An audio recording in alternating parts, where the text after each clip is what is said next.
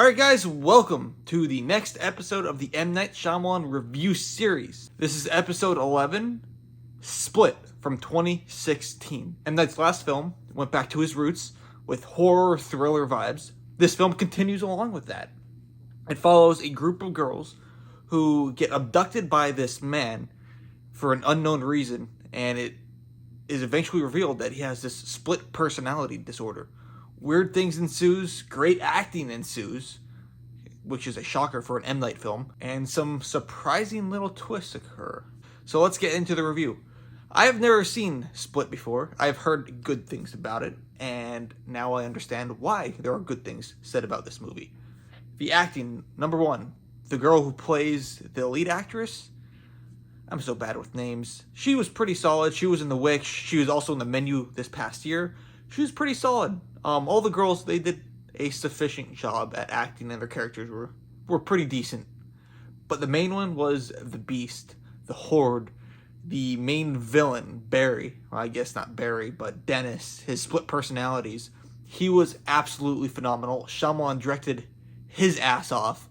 It was beautiful. He the way he was able to portray multiple different personalities and made it feel like multiple different characters at once was outstanding. I thought the film had a great amount of tension. You did not know where this film was going because you didn't know if he was just insane or if what he was saying would happen is actually real.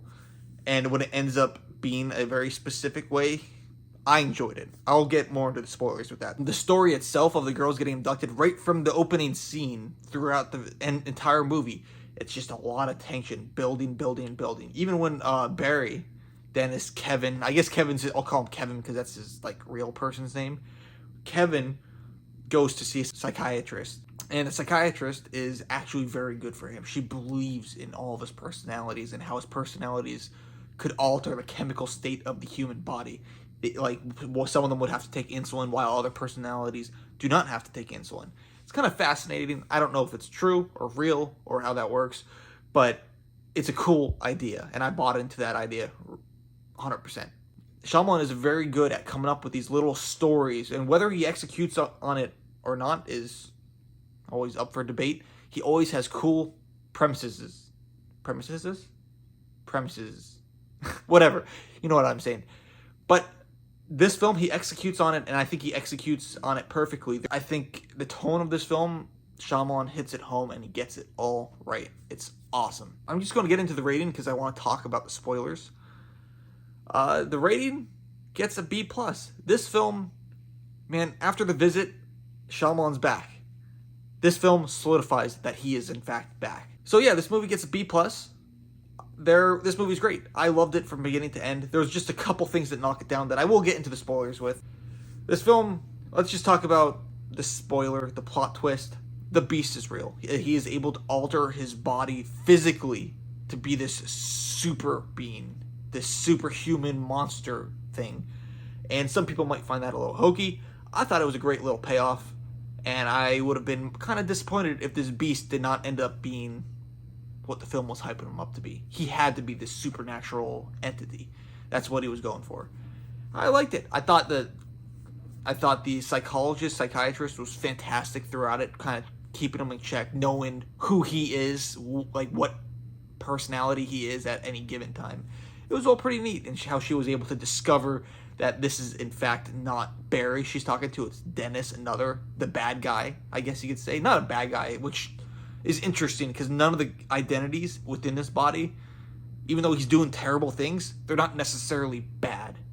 They do bad things, but there's a lot of character development to each of the personalities, which is absolutely awesome. And it made you actually kind of care for Barry and understand why he was doing what he was doing. And you felt bad for him at certain times, even though he is doing sick and weird and twisted things. It's like he can't help himself or control himself. So to bring Barry back, get rid of the Beast, you have to say his original name, his real name, Kevin Crumb or whatever his name is. However, it was kind of cheesy. This is what kind of knocks it down. I don't know why the psychiatrist couldn't say Barry's name or Kevin's name when she was being killed. Then she proceeds to write Kevin's name on a piece of paper on a random desk that the main actress the main character happens to find and then says say his name. It's like directions. It's like, oh, how do I beat this boss? I have no idea. And you keep dying over and over and over, and they finally give you a tip on how to beat it, and you're like, oh, let's say his name. And then you say his name and he kind of sputters out. But it didn't fully work, obviously, and she ends up shooting him with the shotgun. He survives it.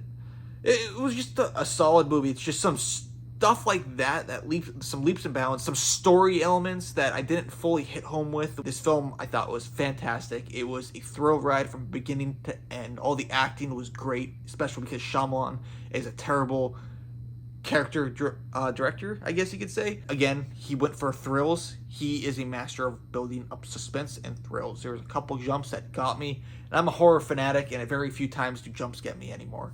So the fact that he's able to consistently do this throughout all of his movies, that he gets me kind of wound up, tightened up, it's a testament to how he knows how to direct suspense and thrills. So I think you got to stay on this route. He shouldn't really deviate too much. He tried to deviate, which is perfectly fine, but I think you got to stick with thriller and horror from here on out, unless he has a truly good idea. But you know what? This movie was a lot of fun. I highly recommend you watch it. This definitely makes it into the M. Night Shyamalan marathon. And yeah, that's all I have to really say. This movie is a B+.